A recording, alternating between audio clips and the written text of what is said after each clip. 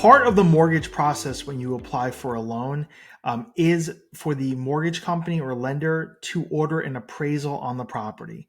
And what an appraisal is it's a third-party licensed real estate appraiser who's hired by the lender. You pay for the appraisal as part of your mortgage application costs. This appraiser will go out to the property and appraise or value the property in the current market.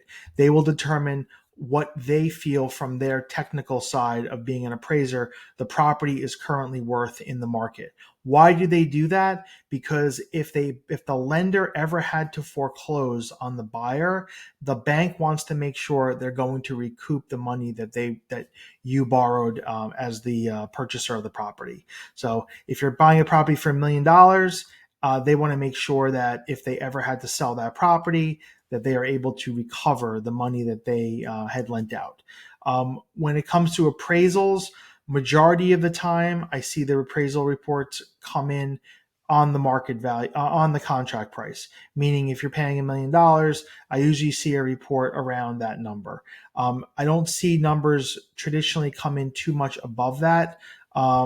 Occasionally they'll come in a little higher, but traditionally they'll come in at the number. I have seen reports and situations where the property underappraises, meaning that you're paying $1 million and the bank thinks it's only worth $950. So what happens in that situation? The lender will only give you a mortgage based upon a $950,000 purchase price, which means the borrower will have to come up with additional funds at closing. So if they're only going to give you a mortgage based upon $950 and you're paying $1 million, you will have to come up with an additional $50,000. Now, appraisal in most contracts is the contingency of the mortgage. So if you don't have $50,000, you can request to renegotiate. You can request to reapply with a different lender to see maybe if a different appraiser comes in with a different number, or you can terminate the contract. And I have seen all three of those situations play out.